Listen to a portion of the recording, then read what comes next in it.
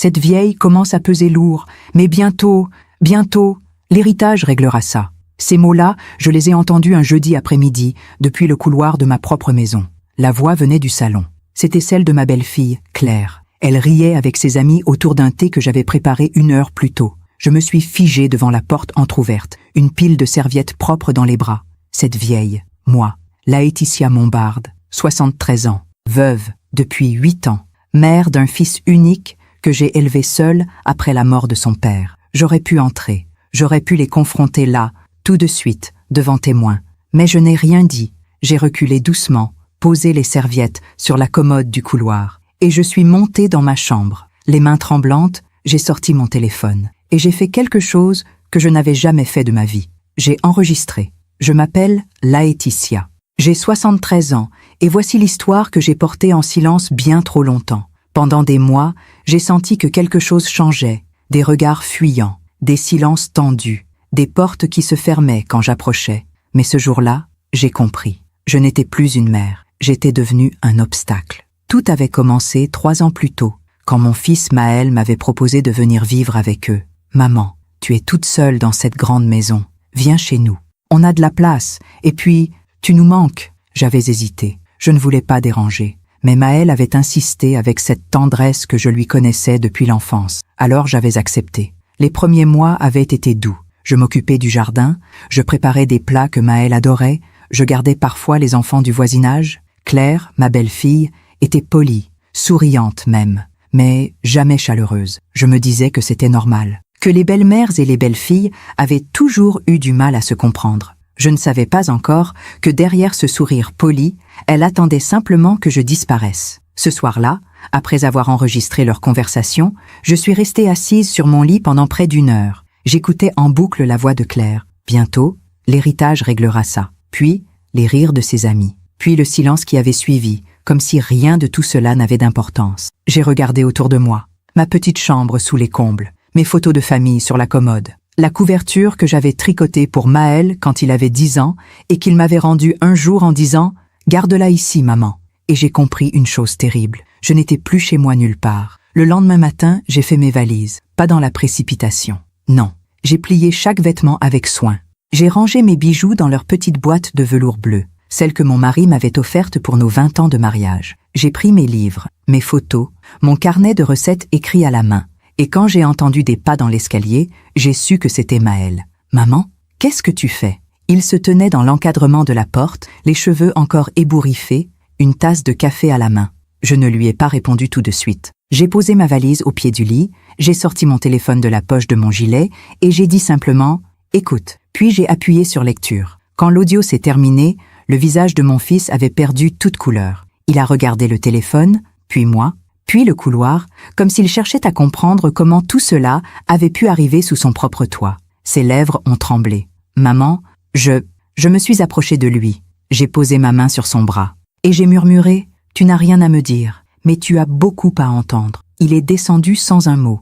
Et moi, je suis restée là, debout dans cette chambre qui ne serait plus jamais la mienne, en me demandant comment une phrase pouvait briser tant de choses à la fois. 10 minutes plus tard, j'ai entendu des éclats de voix au rez-de-chaussée, puis la voix de Maël, ferme, glaciale. « Fais tes valises, maintenant. » Et là, pour la première fois depuis des mois, j'ai senti quelque chose que je croyais avoir perdu, ma dignité. Parfois, on fait confiance à ceux qui ne la méritent pas. Et vous, avez-vous déjà été déçu par quelqu'un que vous aimiez? Racontez-moi votre histoire dans les commentaires, j'aimerais vous lire. Je n'ai pas assisté à la dispute. Je suis restée dans ma chambre, assise au bord du lit, les mains posées sur mes genoux comme on le fait dans les salles d'attente. J'entendais des portes claquer, des pas précipités, la voix de Claire, aiguë, défensive, celle de Maël, sourde, implacable, puis le silence. Un silence si lourd qu'il semblait remplir toute la maison.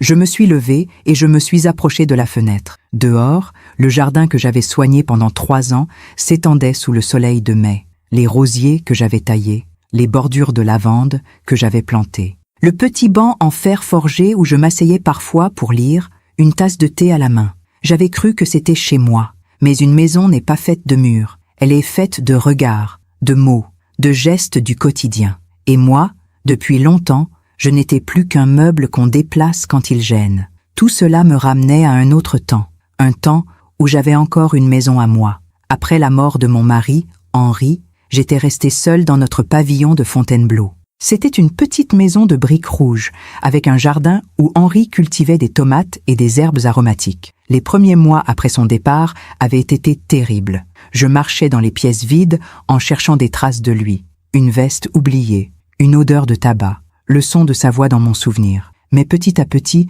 j'avais appris à vivre seule. Je prenais mes repas sur la terrasse. Je lisais jusqu'à tard dans la nuit. Je recevais mes amis pour des après-midi de thé et de conversation. J'étais veuve, mais je n'étais pas perdue. Quand Maël m'avait proposé de venir vivre chez eux, il m'avait dit « Maman, tu vas finir par t'isoler. Papa est parti. Tu n'as plus personne. » Je me souviens d'avoir souri tristement. J'ai mes amis, mes voisins, mon jardin. Mais il avait insisté. Et je voyais bien que ce n'était pas seulement de la sollicitude, c'était aussi de la culpabilité. Maël était fils unique. Depuis la mort de son père, il portait le poids d'une responsabilité silencieuse, celle de ne pas m'abandonner. Alors j'avais cédé. Pas pour moi, pour lui. Je m'étais dit que si ma présence pouvait le soulager, alors j'irais. Quelle erreur. Les 6 premiers mois avaient été supportables. Claire travaillait à temps plein dans une agence immobilière. Maël dirigeait une entreprise de rénovation. Il partait tôt, rentrait tard. Moi, je m'occupais de la maison. Je cuisinais, je repassais, je rangeais. Je ne demandais rien. Je ne me plaignais jamais. Je pensais que si je me rendais utile, je ne serais pas un fardeau. Mais c'est exactement là que tout s'est tordu. Un soir, j'ai entendu Claire dire à Maël, dans la cuisine, « Ta mère a encore tout réorganisé dans les placards. Je ne trouve plus rien. » Maël avait ri doucement. « Elle veut juste aider, Claire. Aider. Elle veut contrôler. C'est différent. » J'étais dans le couloir, un torchon à la main. J'avais fait demi-tour sans bruit et j'étais remontée dans ma chambre. Ce soir-là, pour la première fois, j'avais pleuré. Pas de chagrin, pas de colère, de honte. Honte d'être devenue une présence encombrante dans la maison de mon propre fils. Puis les choses avaient empiré. Claire avait commencé à m'ignorer. Elle ne me saluait plus le matin. Elle ne répondait plus quand je lui posais une question. Maël, lui, était pris entre 2 feux. Il essayait de maintenir la paix, mais je voyais bien qu'il était épuisé.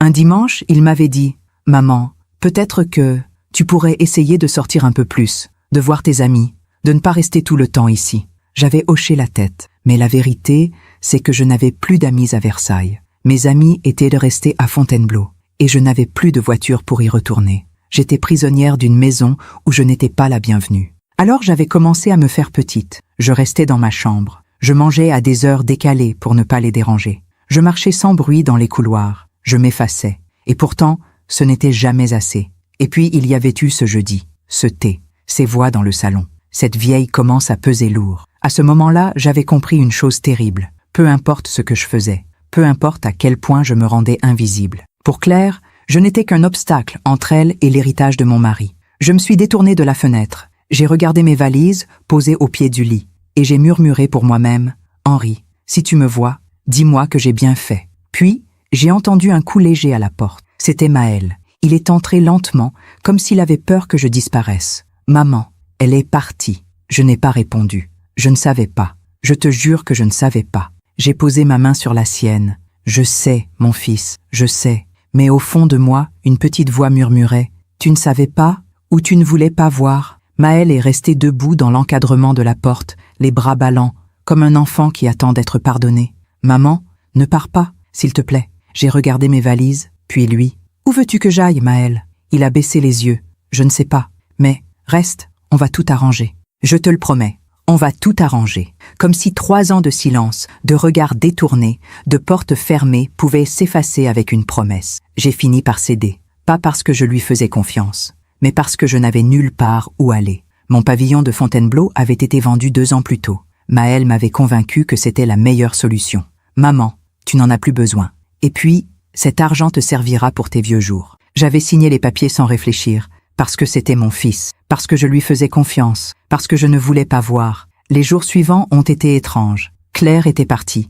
Maël ne me disait pas où. Il évitait le sujet chaque fois que j'essayais d'en parler. Elle a besoin de temps, maman. C'est tout.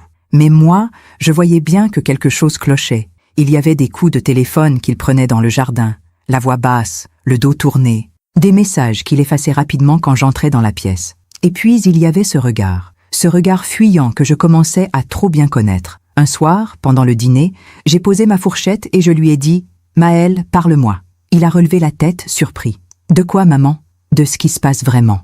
Il a soupiré. Il a posé ses couverts à son tour. Et pour la première fois depuis des semaines, il m'a regardé dans les yeux. Claire, elle veut divorcer. Mon cœur s'est serré. À cause de moi? Non, enfin, pas seulement. Il a hésité. Puis il a ajouté, tout bas. Elle dit que je te choisis toujours, elle, que je ne la défends jamais. J'ai senti une vague de culpabilité m'envahir. Maël, je ne veux pas détruire ton mariage. Tu ne détruis rien, maman. C'est elle qui... Il s'est interrompu, comme s'il avait peur d'en dire trop. Mais moi, j'avais compris. Ce n'était pas moi qu'elle voulait détruire. C'était ce qui me restait. Cette nuit-là, je n'ai pas dormi. Je suis restée allongée dans le noir, les yeux fixés au plafond, à repasser dans ma tête tous les signes que j'avais ignorés. Les conversations qui s'arrêtaient net quand j'entrais dans une pièce. Les regards complices entre Claire et Maël, suivis de silences tendus. Les fois où Claire avait dit, l'air de rien, « Votre mère ne serait pas mieux dans une résidence ?» Il paraît qu'il y en a de très bien maintenant. Avec des activités, des sorties, et Maël qui répondait, mal à l'aise, « On en reparlera, Claire. » Et puis il y avait eu cette scène, 6 mois plus tôt, un dimanche après-midi. J'étais dans le jardin, en train de tailler les rosiers. Claire était sortie sur la terrasse avec une tasse de café. Elle m'avait observé un moment en silence, puis elle avait dit « Vous avez de la chance, Laetitia. » Je m'étais retournée, surprise. De la chance? Oui, d'avoir eu une belle vie, une maison, un mari, un fils qui s'occupe de vous. J'avais souri poliment. J'ai effectivement été gâtée par la vie. Elle avait bu une gorgée de café. Puis, sans me regarder, elle avait ajouté « Moi, je n'ai rien hérité de mes parents. Ils sont morts, endettés. Alors quand je vois tout ce que vous avez, je me dis que certaines personnes ont vraiment beaucoup de chance. » Sur le moment, je n'avais rien dit. Mais ce soir-là, en y repensant, j'avais compris. Ce n'était pas de l'admiration. C'était de l'envie. Le lendemain matin, j'ai pris une décision. J'ai appelé mon notaire, Maître Lefebvre, un homme de 75 ans qui avait connu Henri et qui gérait mes affaires depuis des années. « Laetitia, quelle bonne surprise! Comment allez-vous? »« Je vais bien, Pierre. J'aurais besoin d'un rendez-vous. C'est important. »« Bien sûr. Quand souhaitez-vous passer? »« Le plus tôt possible. » Il y a eu un silence. Puis il a dit, doucement, « Laetitia, tout va bien ?» J'ai souri malgré moi. « Disons que j'ai besoin de mettre certaines choses au clair. »« Très bien. Venez demain, 14 heures. » Quand j'ai raccroché, j'ai senti quelque chose de nouveau en moi. Pas de la colère, pas de la tristesse, de la lucidité. Pendant des mois, je m'étais effacée. J'avais cru qu'en me rendant invisible, je ne serais pas un fardeau. Mais la vérité, c'est qu'on ne devient jamais invisible pour ceux qui attendent notre disparition. On devient juste plus facile à ignorer. Ce soir-là, Maël est rentré tard. Il avait l'air épuisé. « Tu as mangé, maman? »« Oui. Et toi? »« Je n'ai pas faim. » Il s'est assis lourdement sur le canapé, la tête dans les mains. Je me suis assise à côté de lui. J'ai posé ma main sur son épaule. « Maël, je vais partir. » Il a relevé la tête brusquement. « Non, maman, non. On a déjà parlé de ça. Je ne parle pas de partir dans la colère. Je parle de partir dignement.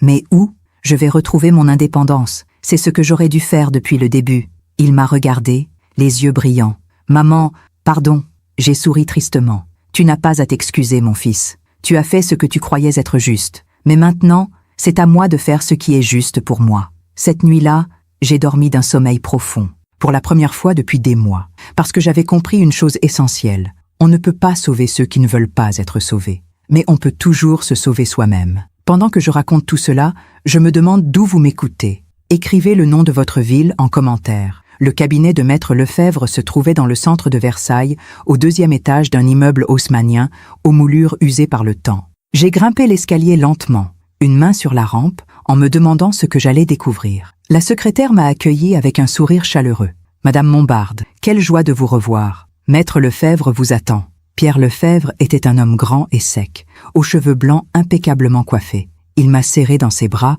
comme on retrouve une vieille amie. « Laetitia, cela fait trop longtemps. » Trop longtemps, en effet. Il m'a fait asseoir dans un fauteuil en cuir, puis il a pris place derrière son bureau encombré de dossiers. « Alors, dites-moi, que puis-je faire pour vous ?» J'ai posé mon sac à main sur mes genoux. J'ai croisé les mains. « Pierre, j'aimerais que vous me disiez exactement ce qu'il reste de mon patrimoine. » Il a froncé les sourcils. « Vous voulez un état complet de vos avoirs? »« Oui, tout, le produit de la vente du pavillon. Mes comptes, mes placements, tout. » Il a ouvert un tiroir, sorti un dossier vert à mon nom et a commencé à feuilleter des documents. Puis il a levé les yeux vers moi. « Laetitia, Vous n'avez jamais demandé de bilan depuis la vente de votre maison? Non. Maël s'occupait de tout. Il me disait que l'argent était en sécurité, que je n'avais pas à m'inquiéter. Pierre a retiré ses lunettes. Il les a nettoyées lentement, comme on le fait quand on cherche ses mots. Laetitia, je crois qu'il faut que nous parlions. Mon cœur s'est serré. Pierre, dites-moi ce qui se passe. Il a reposé ses lunettes sur son nez, puis il a tourné le dossier vers moi. Votre pavillon a été vendu il y a 2 ans pour 340 000 €. Oui, je sais. Le produit de cette vente devait être placé sur un compte à terme à votre nom. C'était ce qui était prévu. Et alors, il a marqué une pause. Alors, il n'y a plus que 62 000 €. Le sol s'est dérobé sous mes pieds. Comment ça, 62 000? Laetitia, vous avez signé plusieurs documents autorisant des virements vers un compte joint au nom de votre fils et de sa femme. Quels documents? Des procurations, des autorisations de prélèvement. Vous ne vous souvenez pas? J'ai secoué la tête, la gorge nouée. Pierre, je n'ai jamais signé de procuration. Il m'a regardé longuement. Puis il a dit, très doucement, Laetitia, vous êtes venue ici il y a 18 mois, accompagnée de votre fils. Vous avez signé devant moi. Les larmes me sont montées aux yeux. Je me souvenais de cette visite. Maël m'avait dit qu'il fallait régulariser quelques papiers, qu'il y avait des frais administratifs à régler. C'est juste une formalité, maman, pour que tout soit en ordre. Et moi, comme une imbécile, j'avais signé sans lire, parce que c'était mon fils, parce que je ne voulais pas voir. Pierre, où est passé cet argent? Il a feuilleté le dossier. D'après les relevés bancaires, une grande partie a servi à rembourser un prêt immobilier contracté par votre fils et sa femme. Le reste a été utilisé pour des travaux de rénovation sur leur maison.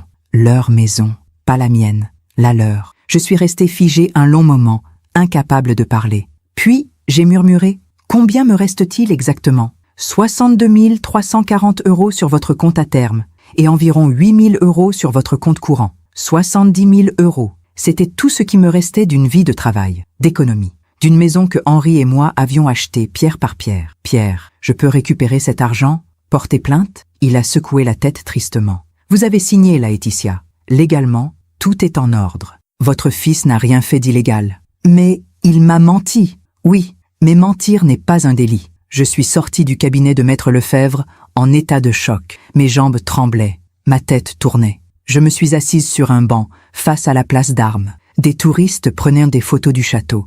Des enfants couraient en riant. Et moi, j'étais là, à 73 ans, dépouillée de tout.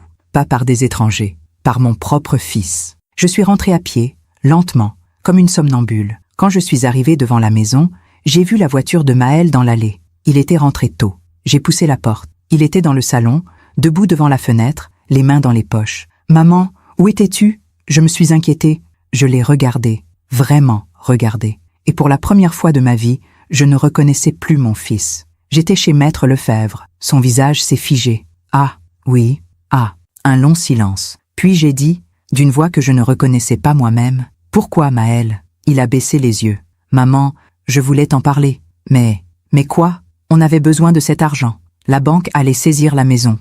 Je ne savais pas quoi faire. Et tu as pensé que c'était une bonne idée de me voler? Je ne t'ai pas volé. Alors comment tu appelles ça? » Il a serré les poings. « Je pensais que tu comprendrais, que tu serais d'accord. Et tu ne m'as rien demandé parce que tu savais que je refuserais. » Il n'a pas répondu. Je me suis avancée vers lui, j'ai posé ma main sur son bras. « Maël, regarde-moi. » Il a levé les yeux. Ils étaient rouges. « Tu es mon fils. Je t'ai tout donné, toute ma vie. Ma voix s'est brisée. Et toi, tu m'as pris jusqu'à ma dignité. Maman, non, laisse-moi finir. » J'ai reculé d'un pas. « Je vais partir, Maël, pour de bon cette fois. Où vas-tu aller? Je ne sais pas encore, mais je trouverai. » Il a fait un pas vers moi. « Maman, je t'en supplie, arrête. » Ma voix était froide, dure. Tu as fait ton choix il y a 2 ans. Maintenant, c'est moi qui fais le mien. Cette nuit-là, j'ai refait mes valises. Pour la 2e fois, en 1 semaine. Mais cette fois, je savais que je ne reviendrais pas. En rangeant mes affaires, je suis tombée sur une vieille photo. Henri et moi, le jour de notre mariage. Lui en costume sombre, moi en robe blanche, devant l'église de Fontainebleau. Nous étions jeunes, heureux, pleins d'espoir. J'ai regardé cette photo longuement. Puis j'ai murmuré, « Henri, si tu savais ce qu'il est devenu. » Et pour la première fois depuis des mois, j'ai pleuré. Pas de tristesse, de rage. Je me demande encore si j'ai fait le bon choix. Et vous, qu'auriez-vous fait à ma place? Le lendemain matin, j'ai appelé ma cousine Marguerite. Nous ne nous étions pas parlé depuis près de 2 ans. Marguerite vivait à Lyon, dans un petit appartement près de la Saône. Elle avait 80 ans, vivait seule depuis la mort de son mari et nous avions toujours été proches. Mais depuis mon installation chez Maël, j'avais laissé nos échanges s'espacer. Claire n'aimait pas que je téléphone trop longtemps. Elle disait que ça encombrait la ligne, comme si une ligne téléphonique pouvait encore être encombrée en 2024. « Allô ? Marguerite, c'est Laetitia. » Il y a eu un silence, puis sa voix, chaleureuse, incrédule. « Laetitia ? Mon Dieu, ma chérie, cela fait si longtemps. Je sais, pardon.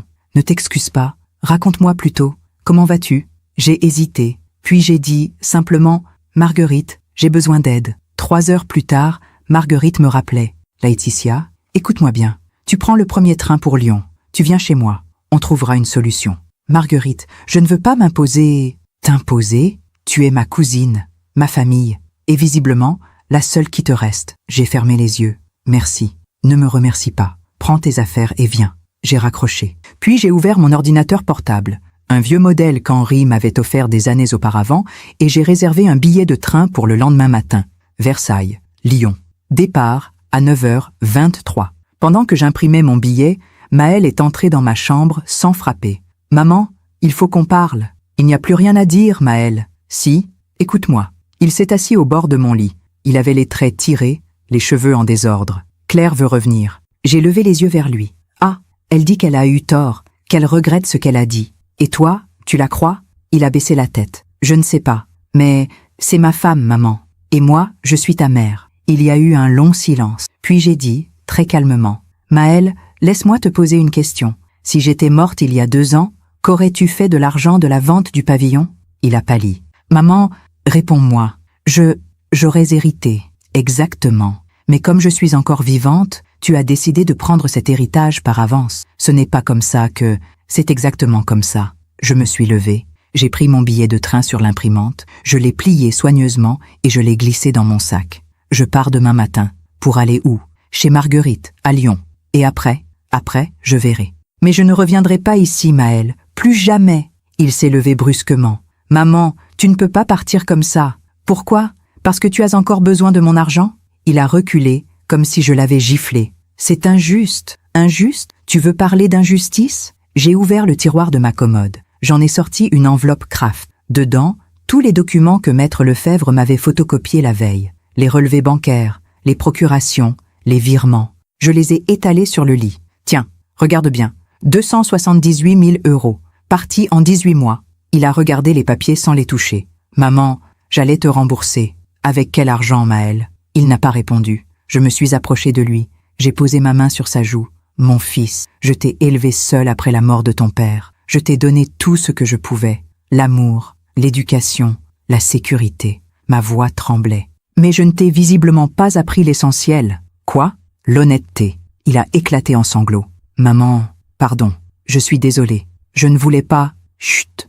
Je l'ai pris dans mes bras, comme quand il était petit, comme quand il avait peur de l'orage ou des monstres sous son lit. Je sais que tu es désolé, mais être désolé ne suffit pas. Il a pleuré contre mon épaule pendant de longues minutes, puis il s'est détaché. Il a essuyé ses yeux. Qu'est-ce que je peux faire ? Grandir, Maël. Enfin, cette nuit-là, je n'ai pas dormi. Je suis restée assise à la fenêtre, à regarder le jardin plongé dans l'obscurité. Et je me suis souvenue. Maël avait 6 ans quand Henri est mort. Un infarctus, brutal, en pleine nuit. Après l'enterrement, Maël m'avait demandé « Maman, est-ce que papa va revenir ?»« Non, mon chéri, papa est parti pour toujours. » « Mais pourquoi ? Parce que parfois, la vie décide pour nous. » Il avait pleuré. Puis il m'avait dit, avec cette sagesse étrange des enfants, « Alors maintenant, c'est moi qui vais te protéger. » Pendant des années, il avait tenu cette promesse.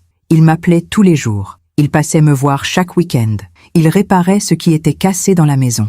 Il tondait la pelouse. Il était un bon fils, jusqu'à ce qu'il rencontre Claire. Claire était belle, ambitieuse, déterminée. Elle travaillait dans l'immobilier et rêvait de grandes choses. Maël en était tombé amoureux presque immédiatement. Moi, j'avais eu des doutes dès le début. Pas parce qu'elle était méchante, mais parce qu'elle regardait tout avec des yeux de comptable. Elle calculait, évaluait, soupesait. Et quand elle me regardait, je sentais qu'elle se demandait toujours « Combien ça vaut ?» Le jour de leur mariage, Henri me manquait terriblement. J'aurais voulu qu'il soit là, qu'il me dise que j'avais tort, que Claire était une bonne personne, que tout irait bien. Mais Henri n'était plus là, et moi, j'étais seule face à mes pressentiments.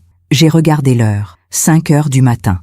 Dans 4 heures, je prendrai le train pour Lyon. Dans 4 heures, je quitterai cette maison, cette vie, ce fils que je ne reconnaissais plus. J'ai sorti mon téléphone. J'ai relu l'enregistrement que j'avais fait ce fameux jeudi. Cette vieille commence à peser lourd, mais bientôt, l'héritage réglera ça. Puis j'ai appuyé sur « supprimer ». Pas parce que je pardonnais, mais parce que je n'en avais plus besoin. La vérité était déjà sortie. Et la vérité, elle, ne s'efface jamais. À 7 heures, j'ai descendu mes valises. Maëlle était dans la cuisine, une tasse de café à la main. « Je t'emmène à la gare. Ce n'est pas la peine. S'il te plaît, maman. » J'ai hoché la tête. Le trajet s'est fait en silence. Quand nous sommes arrivés devant la gare, Maëlle a coupé le moteur. « Maman, je vais te rembourser. Je te le jure. » J'ai posé ma main sur la sienne. « Maëlle, ce n'est plus une question d'argent. Alors c'est une question de quoi? De respect. » Je suis descendu de la voiture. J'ai pris mes valises. Et avant de partir, je me suis retourné une dernière fois. « Maëlle, un jour tu comprendras ce que tu as perdu.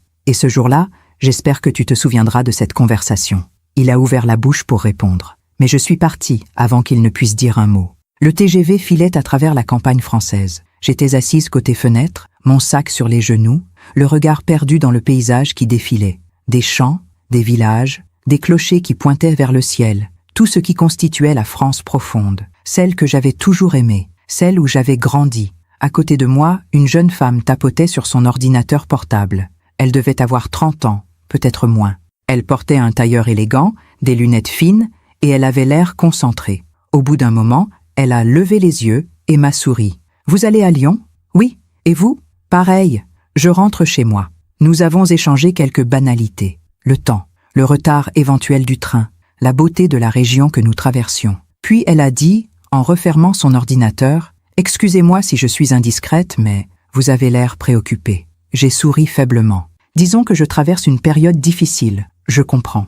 Elle a hésité, puis elle a ajouté, « Vous savez, ma grand-mère dit toujours, les tempêtes finissent toujours par passer. On ne sait jamais quand, mais elles passent. » J'ai senti mes yeux se mouiller. Votre grand-mère a raison. Nous avons continué à parler. Elle s'appelait Chloé. Elle était avocate, spécialisée en droit de la famille. C'est un métier difficile, vous savez. On voit beaucoup de souffrances, beaucoup de conflits. Mais parfois, on voit aussi des gens qui trouvent le courage de recommencer. Recommencer. J'ai répété ce mot comme si je le découvrais. Oui, c'est exactement ce que je suis en train de faire. Elle m'a regardé avec bienveillance. Puis-je vous demander votre âge ? 73 ans. 73 ans ? Et vous recommencez. C'est magnifique. Magnifique ? J'ai secoué la tête. J'ai plutôt l'impression d'avoir tout raté. Pourquoi ? Parce que j'ai fait confiance aux mauvaises personnes. Parce que j'ai laissé mon propre fils me dépouiller. Parce que je me retrouve seule, à mon âge, avec presque rien. Chloé s'est penchée vers moi. « Madame, puis-je vous dire quelque chose ? » Bien sûr. Vous n'avez pas tout raté. Vous avez simplement découvert qui étaient vraiment les gens autour de vous. Et maintenant, vous avez le choix. Quel choix ? Celui de rester dans la douleur ou celui de construire une vie qui vous appartient vraiment ? Ces mots sont restés suspendus dans l'air. Une vie qui m'appartient vraiment. Depuis combien de temps n'avais-je pas vécu pour moi ? Depuis la mort d'Henri ? Depuis la naissance de Maëlle ? Peut-être même depuis plus longtemps encore. J'ai regardé par la fenêtre. Le train traversait maintenant une forêt dense, traversée de lumière dorée. Et pour la première fois depuis des semaines, j'ai senti quelque chose de nouveau en moi. Pas de la joie, pas encore, mais une forme de calme. Comme si, en quittant Versailles, j'avais aussi quitté un poids invisible qui m'écrasait depuis des années. Le train est arrivé à Lyon en début d'après-midi. Marguerite m'attendait sur le quai, une écharpe colorée autour du cou, un grand sourire aux lèvres. Quand elle m'a vue, elle a ouvert les bras. « Laetitia, ma chérie !» Je me suis effondrée dans ses bras. Et pour la première fois depuis longtemps, j'ai pleuré sans retenue. Pas de tristesse, de soulagement. L'appartement de Marguerite était petit mais lumineux, avec une vue sur la Saône. Elle m'a installée dans la chambre d'amis, une pièce simple mais chaleureuse, avec un lit recouvert d'un édredon blanc et des rideaux de lin. « Fais comme chez toi, ma chérie. Reste aussi longtemps que tu veux. Marguerite, je ne sais pas comment te remercier. En te reposant, en reprenant des forces et en arrêtant de porter le monde sur tes épaules. Ce soir-là, nous avons dîné ensemble, simplement. Une soupe de légumes, du pain frais, du fromage. Et pour la première fois depuis des mois, j'ai mangé avec appétit. Après le dîner, Marguerite a préparé du thé. Nous nous sommes installés dans le salon, face à la fenêtre ouverte. « Raconte-moi tout, Laetitia. » Alors, j'ai raconté. Tout. La phrase entendue, l'enregistrement, la confrontation, la visite chez le notaire, l'argent disparu, la trahison. Marguerite m'a écouté en silence, les mains croisées sur ses genoux. Quand j'ai eu fini, elle a soupiré longuement. Mon Dieu, ma pauvre chérie. Tu savais, toi, que Maël était comme ça? Elle a hésité. Puis elle a dit, doucement, je savais qu'il était faible, mais je ne pensais pas qu'il était malhonnête. Faible, j'ai répété ce mot.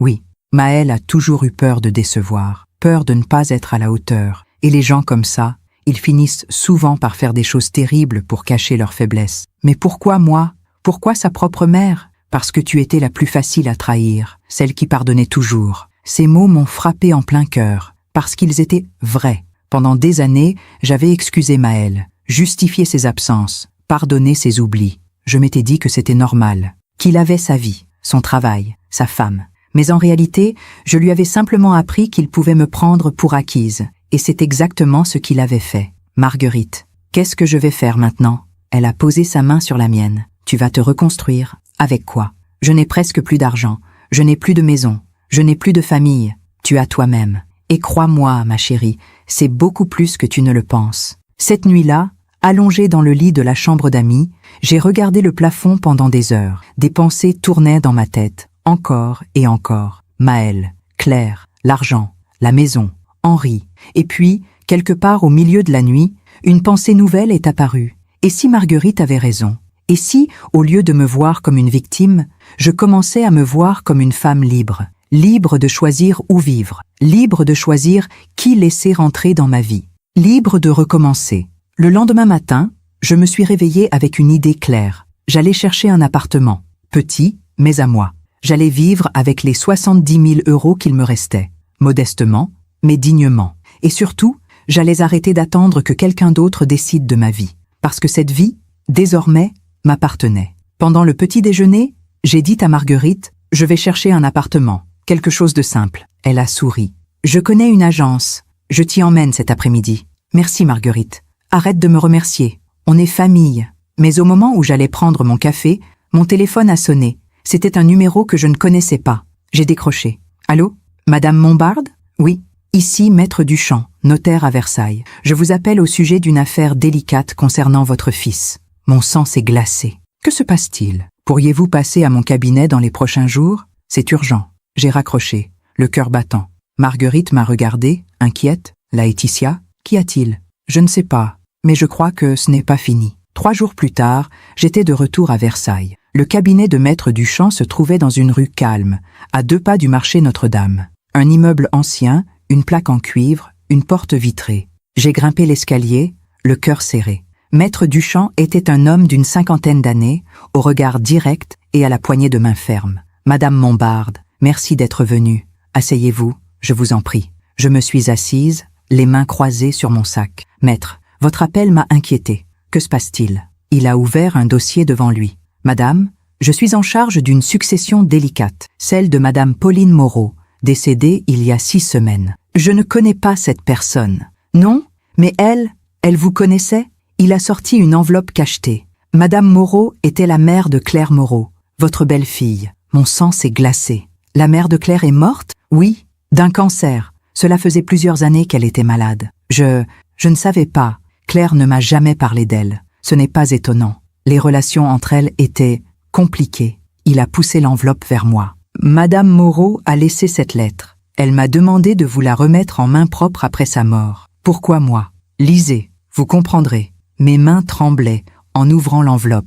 À l'intérieur, une lettre manuscrite, rédigée d'une écriture tremblante mais soignée. Madame Mombarde, nous ne nous sommes jamais rencontrés. Et pourtant, je pense à vous depuis des années. Je m'appelle Pauline Moreau. Je suis la mère de Claire. Si vous lisez cette lettre, c'est que je ne suis plus de ce monde. Et c'est probablement mieux ainsi. Je ne sais pas comment vous dire cela. Alors, je vais être directe. Ma fille n'est pas celle que vous croyez. J'ai levé les yeux vers maître Duchamp. Qu'est-ce que cela signifie? Continuez. Claire est ma fille unique. Je l'ai élevée seule après que son père nous a abandonnés. Nous n'avions rien. Nous vivions dans un HLM de la banlieue parisienne. L'argent manquait toujours. Mais ce n'était pas l'argent, le problème. Le problème, c'est que Claire n'a jamais accepté cette pauvreté. Elle en avait honte. Elle me reprochait de ne pas avoir su attraper un homme riche, de ne pas avoir réussi ma vie. Quand elle a rencontré votre fils, elle m'a dit « Cette fois, maman, je ne me tromperai pas. Je vais épouser quelqu'un qui a de l'argent. » Je lui ai répondu « Mais l'aimes-tu? Elle a ri. L'amour, ça ne nourrit pas. Les larmes me sont montées aux yeux. Madame Mombarde, je ne vous écris pas pour vous faire du mal. Je vous écris parce que je porte une culpabilité terrible. J'aurais dû vous prévenir. J'aurais dû dire à votre fils que ma fille ne l'aimait pas, qu'elle ne l'avait jamais aimé. Mais j'ai eu peur. Peur qu'elle me rejette encore plus. Peur de finir mes jours seule. Et aujourd'hui, alors que je suis en train de mourir, je comprends une chose. Le silence ne protège jamais personne. Alors voici ce que je veux que vous sachiez. Claire a épousé votre fils pour votre argent, pour votre maison, pour l'héritage qu'elle pensait obtenir. Elle m'a dit, un soir où elle avait trop bu, « Tu verras, maman, dans quelques années, quand la vieille sera morte, on aura tout, et on pourra enfin vivre comme on le mérite. » Je lui ai demandé, « Et ton mari? Et sa mère? Ils ne comptent pas ?» Elle a haussé les épaules. « Ils sont un moyen, maman, rien de plus. » J'ai posé la lettre sur le bureau. Je ne pouvais plus lire. Maître Duchamp m'a tendu un verre d'eau. « Madame, prenez votre temps. » J'ai bu lentement. Mes mains tremblaient. Pourquoi me dire tout cela maintenant? Parce que Madame Moreau voulait que vous sachiez la vérité. Et aussi, il a hésité. Aussi, parce qu'elle a laissé un petit héritage, 35 000 €, et elle vous les a légués. À vous, pas à sa fille. Je l'ai regardé, incrédule. Pourquoi? Parce que, selon ses propres mots, Madame Montbard mérite de récupérer au moins une partie de ce que ma fille lui a volé. Les larmes coulaient sur mes joues. Je ne la connaissais même pas. Non, mais elle savait qui vous étiez, et elle voulait réparer, à sa manière. Je suis sortie du cabinet de Maître Duchamp dans un état second. 35 000 €, ce n'était pas grand-chose, mais c'était une reconnaissance. Une mère qui, sur son lit de mort, avait choisi la vérité plutôt que le silence. En rentrant chez Marguerite, j'ai relu la lettre. La dernière phrase disait « Madame Mombarde, je ne peux pas défaire ce que ma fille a fait, mais je peux au moins vous dire ceci. Vous méritez mieux, et je suis désolée, profondément désolée. Pauline, ce soir-là, j'ai appelé Maëlle. Maman, Maëlle, je veux que tu saches quelque chose. Quoi? Claire ne reviendra jamais vivre avec toi. Un silence. Comment tu... Parce que j'ai compris qui elle était vraiment. Et toi aussi, tu le sais. Au fond de toi, tu l'as toujours su. Il y a eu un long silence. Puis il a dit, d'une voix brisée, « Maman, qu'est-ce que je dois faire? Ce que tu aurais dû faire depuis le début. Regarder la vérité en face. Et toi, tu vas revenir? Non, Maëlle, je ne reviendrai pas. Alors, c'est fini? J'ai fermé les yeux. Non, ce n'est pas fini, mais c'est différent. Comment ça, différent? Je serai toujours ta mère, mais je ne serai plus jamais celle qui ferme les yeux. J'ai raccroché. Et pour la première fois depuis des semaines, j'ai senti quelque chose de nouveau en moi. De la clarté, une lucidité parfaite, douloureuse, mais libératrice. Marguerite est entrée dans le salon avec 2 tasses de tisane. « Tout va bien, ma chérie? » « Oui. Pour la première fois depuis longtemps? » « Oui. » Elle a souri. « Tu vois, les tempêtes finissent toujours par passer. 6 mois ont passé. 6 mois pendant lesquels j'ai reconstruit ma vie, pierre par pierre. J'ai trouvé un petit appartement dans le quartier de la Croix-Rousse, à Lyon. 2 pièces au 3e étage d'un immeuble ancien, avec une vue sur les toits et une petite terrasse où j'ai installé des jardinières. Lavande, romarin, géranium, les mêmes plantes que j'avais à Fontainebleau. Avec les 35 000 € de l'héritage de Pauline et mes propres économies, j'avais de quoi vivre modestement mais dignement. J'avais acheté quelques meubles d'occasion, une table en bois massif, un fauteuil confortable, une bibliothèque où j'avais rangé mes livres. Et pour la première fois depuis des années, je me sentais chez moi. Marguerite venait me voir souvent.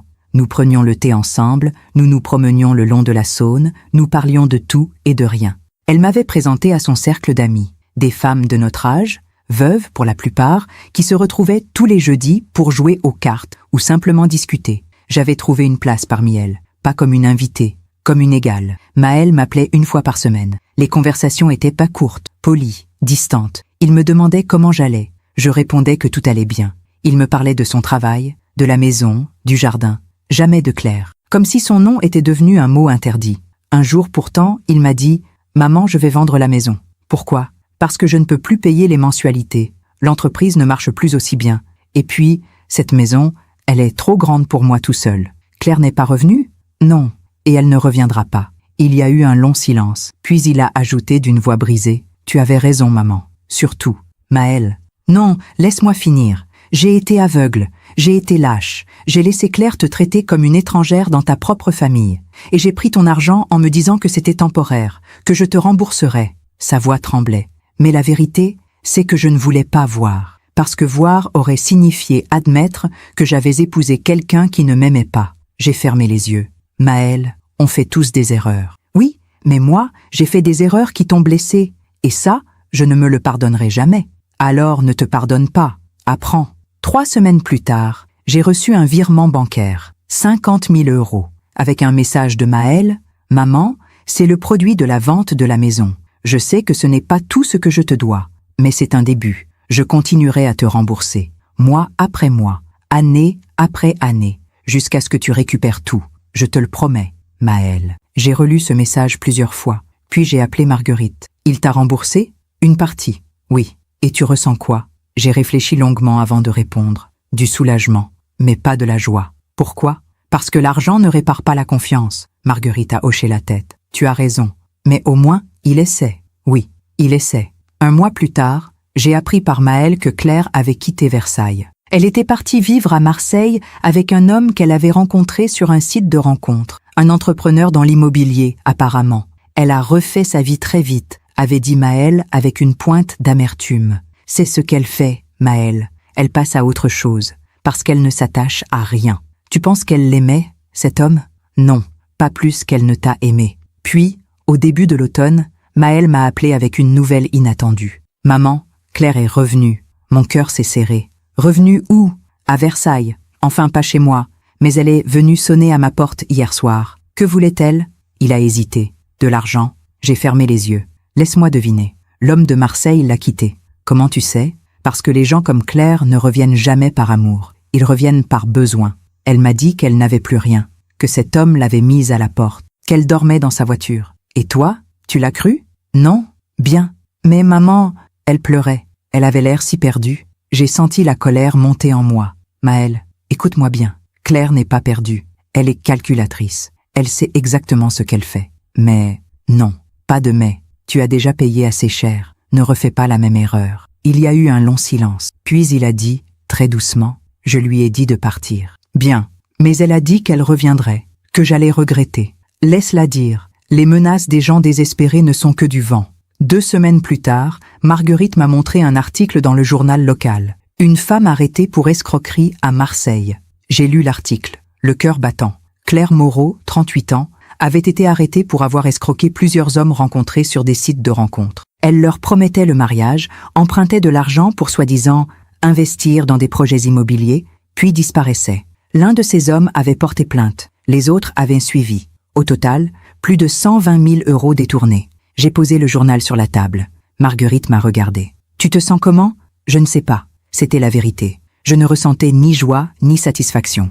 Juste une forme de tristesse immense. Tristesse pour Claire, qui avait gâché sa vie à courir après un argent qu'elle ne garderait jamais. Tristesse pour Maëlle, qui avait perdu des années avec une femme qui ne l'avait jamais aimée. Tristesse pour Pauline, qui était morte en portant la honte de sa fille. Mais au-delà de cette tristesse, il y avait aussi une certitude.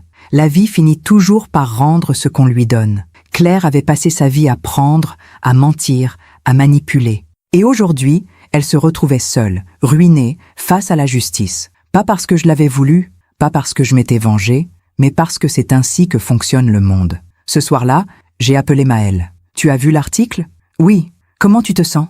Il a soupiré longuement. Je ne sais pas, maman. Je devrais être en colère, mais je suis juste fatiguée. C'est normal. Tu crois qu'elle va aller en prison? Probablement. Il y a eu un silence. Puis il a dit, « Maman, tu m'as sauvé la vie. Comment ça? Si tu n'étais pas partie, si tu n'avais pas enregistré cette phrase, si tu n'avais pas eu le courage de me montrer qui elle était vraiment, je serais encore avec elle, et je serais probablement ruinée. » J'ai senti les larmes monter. « Maëlle, ce n'est pas moi qui t'ai sauvée. C'est toi qui as choisi de voir la vérité. Peut-être, mais c'est toi qui m'as donné le courage. » 1 mois plus tard, j'ai reçu une lettre de Claire, écrite depuis la prison de Marseille. « Madame Mombarde, je sais que vous n'avez aucune raison de me croire. Et pourtant, il faut que je vous dise quelque chose. Je suis désolée. Pas parce que je suis en prison, pas parce que j'ai été arrêtée, mais parce que vous aviez raison. Vous m'avez toujours regardée avec cette lucidité tranquille. Vous saviez qui j'étais. Et moi, je vous détestais pour ça. Parce que vous étiez tout ce que je n'étais pas. Digne, honnête, aimante, et moi, j'étais juste vide. Je ne vous demande pas de me pardonner. Je ne le mérite pas. Mais je voulais que vous sachiez que, pendant ces longues nuits en cellule, je pense souvent à vous. et je me demande ce que ma vie aurait pu être si j'avais eu une mère comme vous, Claire. J'ai plié la lettre lentement, puis je l'ai rangée dans un tiroir, pas pour la relire, mais pour me souvenir. Me souvenir que même les personnes les plus égarées portent une part de souffrance. Ce soir-là, je suis sortie sur ma petite terrasse. Le soleil se couchait sur Lyon, le ciel était rose et doré. J'ai arrosé mes plantes, j'ai respiré l'odeur de la lavande, et j'ai pensé à Henri. Henri, si tu me vois, je crois que j'ai enfin compris. Compris que la justice n'a pas besoin de cris, qu'elle arrive toujours, silencieusement, naturellement, comme la pluie après la sécheresse. 1 an s'était écoulé depuis mon départ de Versailles, 1 an pendant lequel j'avais appris à vivre autrement, à me réveiller sans cette boule d'angoisse dans l'estomac, à prendre mes décisions sans demander la permission à personne, à exister, tout simplement, sans avoir à me justifier. Mon appartement de la Croix-Rousse était devenu un véritable cocon. J'avais accroché au mur quelques aquarelles achetées au marché, des paysages de Provence, des ruelles méditerranéennes, des champs de lavande sous le soleil. Sur ma petite terrasse, mes plantes avaient prospéré. Les géraniums débordaient des jardinières. Le romarin embaumait. Même mes tomates cerises avaient donné des fruits. Un petit miracle pour une femme qui croyait ne plus jamais avoir de jardin.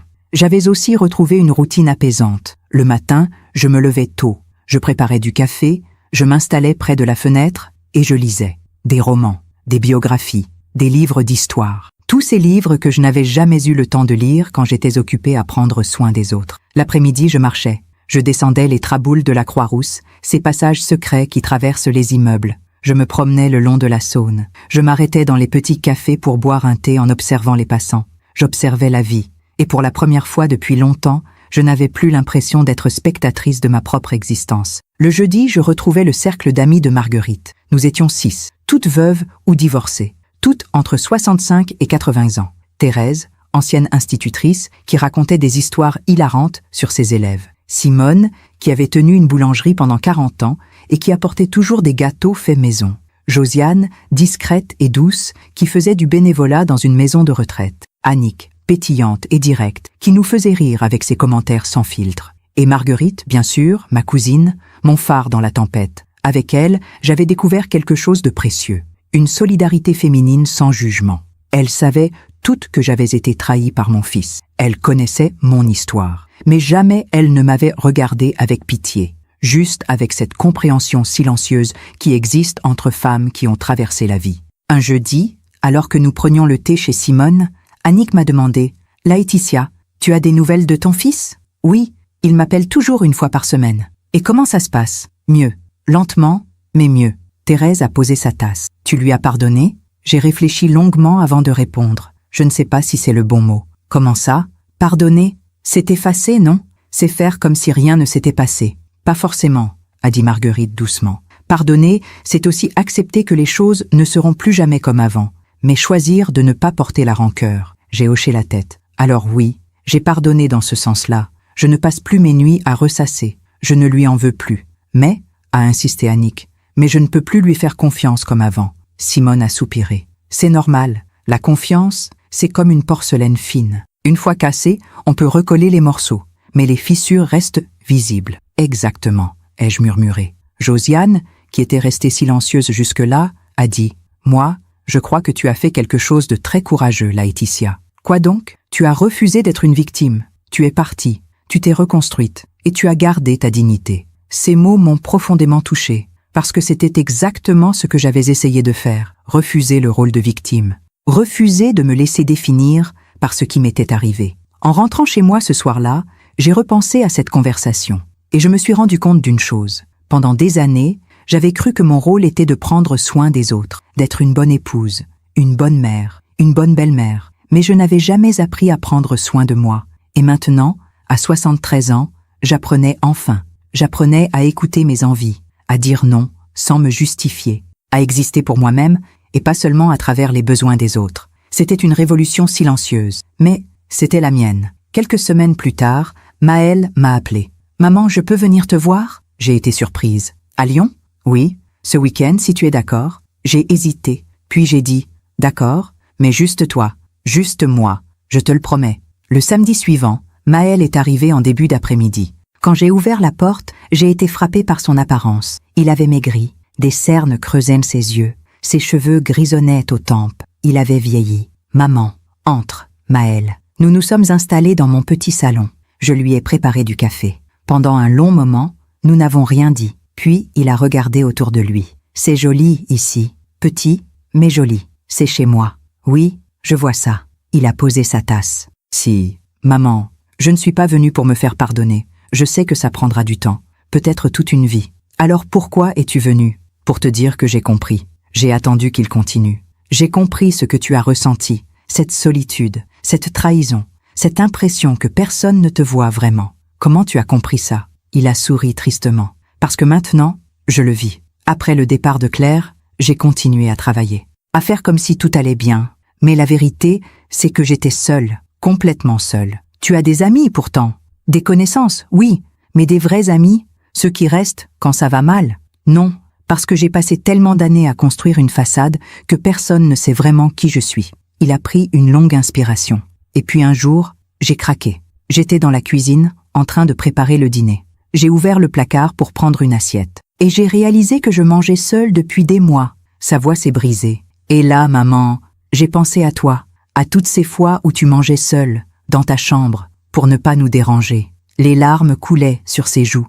J'ai pensé à toutes ces fois où tu t'es effacée, où tu as fait comme si tu n'existais pas, pour ne pas être un fardeau. Maëlle, non, laisse-moi finir. J'ai compris, maman. J'ai compris ce que c'est que d'être invisible, et c'est insupportable. J'ai posé ma main sur la sienne. Maëlle, tu n'es pas invisible. Mais je l'étais pour Claire. Je n'étais qu'un moyen. Et le pire, c'est que tu le savais. Toi, tu le savais depuis le début. Et au lieu de t'écouter, je t'ai mise dehors. Il a relevé la tête. Maman, comment tu as fait? Comment tu as trouvé la force de repartir à zéro? J'ai réfléchi longuement. Je n'ai pas trouvé la force, Maëlle. La force est venue toute seule. Quand j'ai compris que personne ne viendrait me sauver, que c'était à moi de le faire. Et tu n'as jamais eu peur? Si, tous les jours. Mais j'ai appris quelque chose. Quoi? Que la peur ne doit pas nous empêcher d'avancer. Elle doit juste nous rappeler qu'on est vivant.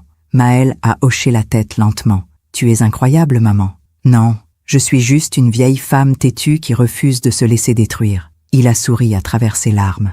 Une vieille femme têtue qui m'a appris la leçon la plus importante de ma vie. Ce soir-là, nous avons dîné ensemble. J'avais préparé une blanquette de veau, le plat préféré de Maëlle quand il était enfant. Nous avons parlé de tout et de rien, de ses projets, de son travail, de la vente de la maison.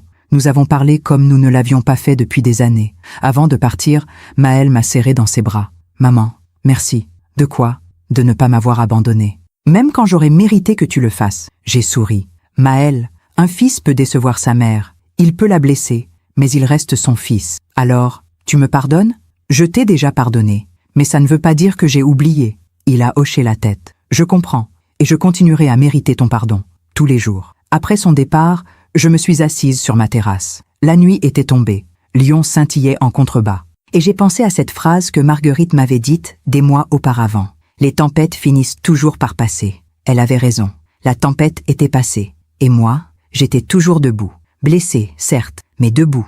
Quelques jours plus tard, j'ai reçu une lettre recommandée. C'était de Maître Duchamp, le notaire. À l'intérieur, un document officiel. Maëlle avait fait établir un contrat de remboursement notarié. Il s'engageait à me rembourser les 278 000 € qu'il m'avait pris, à raison de 1 000 € par mois pendant 23 ans. En bas du document, une note manuscrite. « Maman, je sais que ça prendra du temps, mais je tiendrai ma promesse, même si ça doit me prendre le reste de ma vie. Maëlle. » J'ai posé le document sur la table. 1 000 € par mois. Ce n'était pas grand-chose, mais c'était un engagement, une reconnaissance, une volonté de réparer. Et pour la première fois depuis longtemps, j'ai pensé que peut-être, un jour, nous pourrions retrouver quelque chose, pas comme avant, mais quelque chose de nouveau, quelque chose de plus solide, parce qu'il serait construit sur la vérité. Ce soir-là, j'ai appelé Marguerite. Il est venu. Et alors, je crois qu'il a compris. Tu lui as pardonné? Je lui ai dit que je l'avais déjà fait. Et c'est vrai? J'ai réfléchi. Oui, parce que porter la rancœur, c'est comme porter un sac de pierres. Au bout d'un moment, ça fait trop mal. Marguerite a ri doucement. Tu es devenue sage, ma chérie, ou juste fatiguée de souffrir. Nous avons ri ensemble, et j'ai réalisé quelque chose d'essentiel. Le pardon n'est pas un cadeau qu'on fait aux autres, c'est un cadeau qu'on se fait à soi-même. Une libération, un choix de ne plus laisser le passé empoisonner le présent. Quelques semaines plus tard, j'ai appris par Maëlle que Claire avait été condamnée à 2 ans de prison ferme pour escroquerie. Elle a fait appel, m'a-t-il dit, mais les avocats disent qu'elle n'a aucune chance. Et toi, comment tu te sens? Vide, comme si toutes ces années avec elle n'avaient été qu'un long mensonge. C'était un mensonge, Maëlle, mais maintenant, tu as l'occasion de vivre dans la vérité. Oui, et c'est ce que je vais faire. Il y a eu un silence. Puis il a ajouté, « Maman, tu crois qu'on peut vraiment recommencer? Après tout ce qui s'est passé ?» J'ai souri. Je ne sais pas si on peut recommencer, mais je sais qu'on peut continuer. Différemment, mais continuer. Alors, on continue? Oui, mon fils, on continue. 2 ans ont passé depuis ce fameux jeudi où j'ai entendu ces mots qui ont tout changé. Cette vieille commence à peser lourd. Aujourd'hui, quand j'y repense, ces mots ne me font plus mal. Ils font partie de mon histoire, de mon chemin, comme une cicatrice qui rappelle qu'on a survécu. J'ai 75 ans maintenant. Mes cheveux sont complètement blancs. Mes mains tremblent légèrement quand je tiens ma tasse de thé. Mes genoux protestent quand je monte les escaliers. Mais je suis vivante et je suis libre. Mon petit appartement de la Croix-Rousse est devenu bien plus qu'un simple logement. C'est mon refuge, mon royaume, mon espace de paix. J'ai ajouté des étagères pour mes livres, un fauteuil près de la fenêtre où je lis pendant des heures, un petit secrétaire en bois où j'écris parfois. J'écris. Oui, moi, Laetitia Mombarde, j'écris. Marguerite m'avait suggéré l'idée 1 an auparavant. Tu devrais écrire ton histoire, ma chérie. Pour toi, pour te libérer. Mon histoire, qui voudrait lire l'histoire d'une vieille femme trahie par son fils? Toutes les femmes qui ont vécu la même chose. Et crois-moi, elles sont nombreuses. Alors j'avais commencé, lentement. Quelques lignes par jour, quelques pages par semaine. J'avais écrit sur Henri, sur notre mariage, sur la naissance de Maëlle, sur les années heureuses, puis sur la mort d'Henri, la solitude, l'installation chez Maëlle, et enfin, sur la trahison, la douleur, le départ, la reconstruction. En écrivant, j'avais découvert quelque chose d'extraordinaire. Les mots guérissent. Chaque phrase écrite était comme un poids en moins sur mes épaules. Chaque chapitre terminé était une libération. Aujourd'hui, mon manuscrit compte 150 pages. Je ne sais pas si je le publierai un jour. Peut-être que oui, peut-être que non. Mais je l'ai écrit. Et c'est l'essentiel. Maëlle vient me voir 1 fois par mois maintenant. Il prend le train de Versailles à Lyon. Il arrive le samedi matin, repart le dimanche soir. Nous passons ces 2 jours ensemble, simplement. Nous marchons le long de la Saône. Nous visitons les brocantes. Nous cuisinons ensemble. Nous réapprenons à être mère et fils. Il tient sa promesse. Chaque mois, sans faute, il me verse 1 000 €. À ce rythme, dans 20 ans, j'aurai récupéré tout ce qu'il m'a pris. J'aurai 95 ans. Je ne serai probablement plus là. Mais ce n'est pas grave, parce que ce qui compte, ce n'est pas l'argent, c'est l'engagement, c'est la parole tenue, c'est le respect retrouvé. Un dimanche matin, alors que nous prenions le petit déjeuner sur ma terrasse, Maëlle m'a dit « Maman, j'ai quelque chose à te dire. Je t'écoute. » Il a hésité. Puis il a sorti une petite boîte de sa poche. « Qu'est-ce que c'est ?» Ouvre. À l'intérieur, il y avait une bague. La bague de fiançailles d'Henri, celle que j'avais portée pendant 40 ans. Celle que j'avais dû vendre quelques mois après mon installation chez Maëlle, quand l'argent manquait et que je ne voulais pas demander d'aide. Les larmes me sont montées aux yeux. « Maëlle, comment ?» J'ai retrouvé le bijoutier à qui tu l'avais vendu, il l'avait encore, je l'ai racheté. J'ai pris la bague avec des mains tremblantes. Le petit diamant brillait sous le soleil. C'était Henri, c'était notre histoire, c'était ma jeunesse. « Maman, je sais que je ne peux pas effacer ce que j'ai fait, mais je voulais au moins te rendre ça. » J'ai glissé la bague à mon doigt. Elle était toujours à ma taille, comme si 40 ans n'avaient pas passé. « Merci, mon fils. » Il a souri à travers ses larmes. « Non, maman. Merci à toi. Merci de m'avoir donné une seconde chance. » Nous sommes restés silencieux un long moment. Puis j'ai dit « Maëlle, tu sais ce que j'ai appris de tout ça ? » « Quoi ? Que les erreurs ne définissent pas qui nous sommes. C'est ce qu'on fait après qui compte. » Il a hoché la tête. « Et tu crois que je peux encore devenir quelqu'un de bien ? Tu l'es déjà. Tu l'as toujours été. Tu t'étais juste perdu en chemin. » Ce jour-là, avant de repartir, Maëlle m'a serré dans ses bras très fort. « Je t'aime, maman. Je t'aime aussi, mon fils. » Après son départ, je suis resté longtemps sur ma terrasse, la bague d'Henri à mon doigt. Et j'ai murmuré « Henri, tu vois, tout finit par s'arranger, même quand on croit que c'est impossible. » Le jeudi suivant, lors de notre réunion habituelle, j'ai raconté cette histoire à mes amis. Simone a pleuré. Thérèse a applaudi. Annick a dit « Je savais qu'il se rachèterait, ce garçon. » Et Marguerite m'a simplement pris la main. « Tu vois, ma chérie, les tempêtes passent toujours. » Josiane, qui était restée silencieuse, a dit « Laetitia, tu devrais raconter ton histoire publiquement. » Pourquoi ? parce qu'il y a des milliers de femmes qui vivent ce que tu as vécu, qui se sentent invisibles, qui pensent qu'elles n'ont plus de valeur. Et qu'est-ce que mon histoire changerait? Tout, parce qu'elle prouve qu'on peut recommencer, qu'on peut se relever, qu'on peut retrouver sa dignité. Ces mots sont restés en moi pendant des jours. Et puis, un matin, j'ai pris une décision. J'allais publier mon manuscrit, pas pour l'argent, pas pour la gloire, mais pour toutes ces femmes qui, comme moi, ont cru qu'elles n'étaient qu'un poids, pour leur dire qu'elles ne le sont pas, qu'elles ne l'ont jamais été. 6 mois plus tard, mon livre est sorti. Un petit éditeur lyonnais a accepté de le publier. Le titre, Le poids d'une phrase. Comment j'ai retrouvé ma dignité. Je n'attendais rien de cette publication. Mais quelque chose d'inattendu s'est produit. Des lettres ont commencé à arriver, des dizaines, puis des centaines. Des femmes de toute la France m'écrivaient pour me remercier. Madame Mombarde, votre histoire m'a sauvée. Je m'apprêtais à accepter l'inacceptable. Vous m'avez donné le courage de partir. Merci. Grâce à vous, j'ai compris que je n'étais pas folle, que ce que je ressentais était légitime. J'ai 68 ans. Je croyais qu'il était trop tard pour recommencer. Votre livre m'a prouvé le contraire. Chaque lettre me bouleversait, parce que je réalisais que mon histoire n'était pas seulement la mienne. C'était celle de milliers de femmes, des femmes qui avaient tout donné, qui s'étaient effacées, qui avaient cru qu'elles n'avaient plus de valeur, et qui découvraient enfin qu'elles en avaient toujours eu. Un jour, j'ai reçu une lettre particulière. L'enveloppe portait le cachet de la prison de Marseille. C'était clair. Madame Mombard, j'ai lu votre livre. Quelqu'un me l'a envoyé ici. Je ne sais pas quoi dire, sauf que vous aviez raison. Surtout, j'ai passé ma vie à chercher la sécurité dans l'argent, et aujourd'hui, je n'ai plus rien. Ni argent, ni liberté, ni dignité. Vous avez tout perdu. Et pourtant, vous avez tout retrouvé. Comment vous avez fait? Je ne m'attends pas à une réponse. Je ne la mérite pas. Mais si jamais vous me lisez, sachez que vous m'avez appris quelque chose. Que la vraie richesse n'est pas dans un compte en banque. Elle est dans la capacité à se regarder dans un miroir sans avoir honte. Claire, j'ai plié la lettre lentement. Puis, je lui ai répondu. Une seule phrase. Il n'est jamais trop tard pour devenir celle que vous auriez dû être. Aujourd'hui, je suis assise sur ma terrasse, un thé à la main, le manuscrit de mon second livre posé sur mes genoux.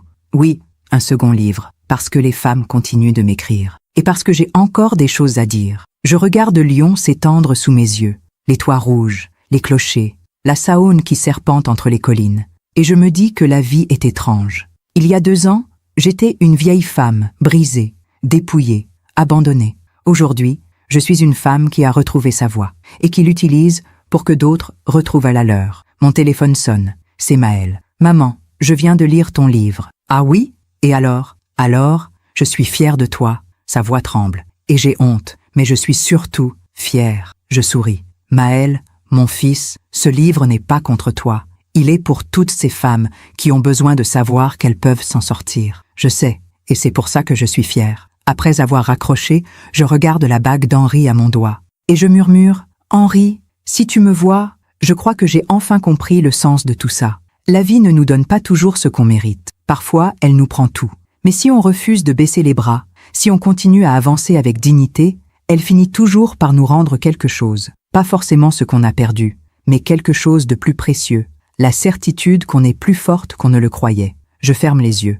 Le soleil caresse mon visage. Le parfum de la lavande monte de mes jardinières. Et je me sens en paix, parce que j'ai compris. On ne mesure pas une vie à ce qu'on possède. On la mesure à ce qu'on a surmonté, à la dignité qu'on a su garder, à l'amour qu'on a donné, même quand il n'était pas rendu. Et si mon histoire a pu aider ne serait-ce qu'une femme à ouvrir les yeux, à retrouver sa force, à partir quand il le fallait, alors tout cela aura eu un sens, même la douleur, même la trahison, même les larmes. Parce que c'est dans les moments les plus sombres qu'on découvre de quelle lumière on est capable. Je rouvre les yeux, je prends mon stylo, et je commence à écrire le premier chapitre de mon second livre. Chapitre 1. À toutes les femmes qui se croient invisibles. Merci de m'avoir écouté jusqu'au bout. Si cette histoire a touché votre cœur, abonnez-vous et activez la cloche pour entendre d'autres femmes qui ont transformé la douleur en sagesse. Chaque jour, une femme, une leçon de vie. Partagez cette histoire avec quelqu'un que vous aimez. Parfois, une histoire change toute une journée. Que Dieu vous bénisse et à très bientôt.